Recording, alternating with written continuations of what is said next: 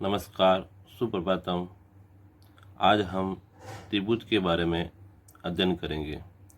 सबसे पहले हम ये पता करते हैं त्रिभुज की परिभाषा क्या होती है। तीन भुजाओं से घिरी बंद आकृति को त्रिभुज कहते हैं।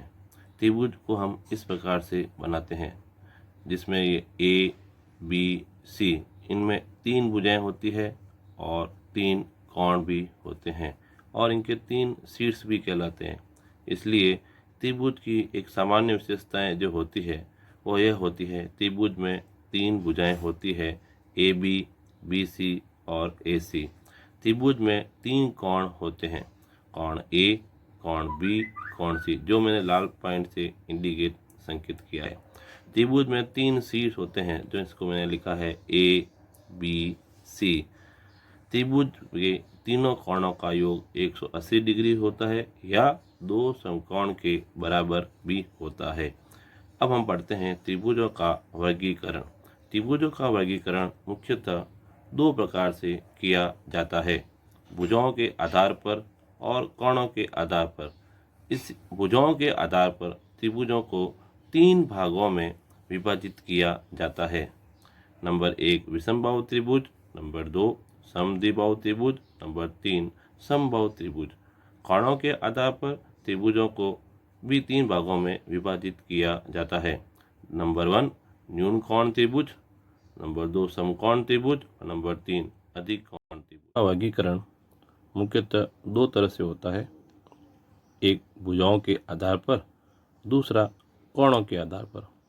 सर्वप्रथम भुजाओं के आधार पर हम त्रिभुज का वर्गीकरण समझते हैं। विषमबाहु त्रिभुज, जिस त्रिभुज की तीनों भुजाएं अलग अलग या असमान होती है उसे विषमबाहु त्रिभुज कहते हैं।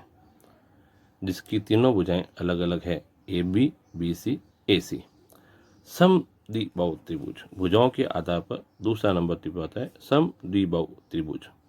जिस त्रिभुज की दो भुजाएं समान होती है उसे समद्विबाहु त्रिभुज कहते हैं। ए बी बराबर ए सी, त्रिभुज ए बी सी में दोनों भुजाएं ए बी बराबर ए सी है और एक भुजा अलग है जो बी सी है।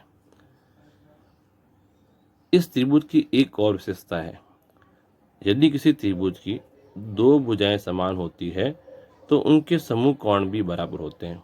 जिस त्रिभुज में दो भुजाएं समान होती है तो उनके समूह कोण भी बराबर होते हैं, अतः कोण बी बराबर कोण सी, ये दोनों कोण आपस में बराबर भी होंगे।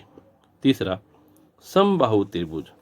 समबाहु त्रिभुज, जिस त्रिभुज में तीनों भुजाएं समान होती है उसे समबाहु त्रिभुज कहते हैं। ए बी बराबर बी सी बराबर ए सी, अर्थात तीनों भुजाएं आपस में बराबर है, उस त्रिभुज को हम समबाहु त्रिभुज कहते हैं। इस त्रिभुज की भी एक अन्य विशेषता और होती है, वो होती है जिस त्रिभुज में तीनों भुजाएं समान होती है उस त्रिभुज के तीनों कोण भी बराबर व समान होंगे, अतः कोण ए, कोण बी और कोण सी, ये तीनों कोण आपस में बराबर होते हैं। इन तीनों कोणों का माप भी आपस में बराबर होगा, जिसे हम बोलेंगे 60 डिग्री का कोण। कोणों के आधार पर भी त्रिभुजों को तीन भागों में बांटा गया, न्यून कोण त्रिभुज, समकोण त्रिभुज, अधिक कोण त्रिभुज। न्यून कोण त्रिभुज, जिस त्रिभुज का प्रत्येक कोण 90 डिग्री से कम या छोटा हो उसे न्यून कोण त्रिभुज कहते हैं। त्रिभुज ए बी सी में कोण ए, कोण बी, कोण सी, ये तीनों कोण 90 डिग्री से कम होते हैं। समकोण त्रिभुज, जिस त्रिभुज में एक कोण समकोण का हो उसे समकोण त्रिभुज कहते हैं। समकोण का अर्थ होता है 90 डिग्री का कोण। इस त्रिभुज ए बी सी में एक कोण 90 डिग्री का है, शेष दो कोण 90 डिग्री से कम होते हैं। ए बी सी में कोण बी बराबर 90 डिग्री है, उसे हम समकोण त्रिभुज कहते हैं। अधिक कोण त्रिभुज, जिस त्रिभुज का एक कोण 90 डिग्री से अधिक हो उसे अधिक कोण त्रिभुज कहते हैं।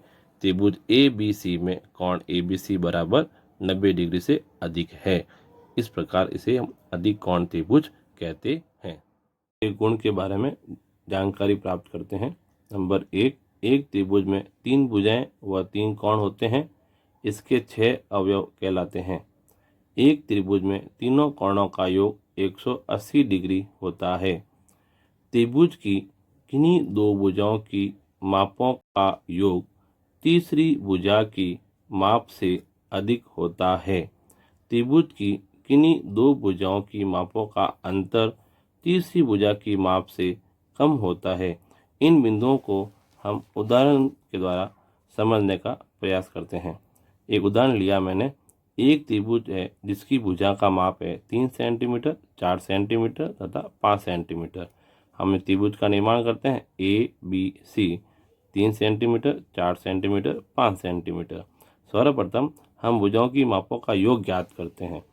तो मैंने लिखा AB प्लस AC बड़ा है BC से। तो AB का माप है 3 सेंटीमीटर, AC का माप है 4 सेंटीमीटर और BC का माप है 5 सेंटीमीटर। दोनों की भुजाओं का योग करें तो 4 और 3 7 प्राप्त होता है, यहाँ 5। इसका अर्थ होता है 7 5 से बड़ा है। दूसरी भुजाओं का योग करते हैं। इस बार लिखा AB प्लस BC बड़ा है AC से। तो AB का मान कितना है 3 सेंटीमीटर, BC का मान कितना है 5 सेंटीमीटर, AC का मान कितना है 4। तो इन दोनों को जोड़ें तो 8 प्राप्त होता है, ये 4 8 बड़ा है 4 से। इसी प्रकार फिर भुजाओं को चेंज करते हैं। फिर लिखा AC प्लस BC बड़ा है AB से। तो AC का माप कितना हो गया 4 सेंटीमीटर, BC का माप कितना हो गया 5 सेंटीमीटर और AB का माप कितना हो गया 3 सेंटीमीटर। तो 4 और 5 कितना हो गए 9 और AB का माप कितना हो गया 3। इस प्रकार 4 और 5 9 बड़ा है 3 से। तो दो भुजाओं की मापों का योग तीसरी भुजा की माप से अधिक होता है। भुजाओं की मापों का अंतर त्रिभुज ABC। AB का माप 3 सेंटीमीटर, AC का माप 4 सेंटीमीटर और BC का माप 5 सेंटीमीटर। AC माइनस AB छोटा है BC से। AC का मान 4 सेंटीमीटर, AB का मान 3, BC का मान 5। 4 माइनस 3 1, BC का मान 5। 1 छोटा है 5 से। इसी प्रकार भुजाओं को अंतर चेंज कर लेते हैं। तो BC माइनस AB छोटा है AC से। तो BC का मान 5, AB का मान 3 और AC का मान 4। तो 5 माइनस 3 2, AC का मान 4, 2 छोटा है 4 से। इसी प्रकार BC माइनस AC छोटा है AB से। 5 माइनस 4 छोटा है 3। तो 5 में से 4 गए बचा 1, 1 छोटा है 3 से। ये सभी गुण किसी त्रिभुज की रचना की संभावना के लिए उपयोगी होते हैं जब हम त्रिभुज की माप दी हो। करने के लिए भुजाओं की मापों के आधार पर बताइए कौन कौन से माप त्रिभुज का निर्माण कर सकते हैं।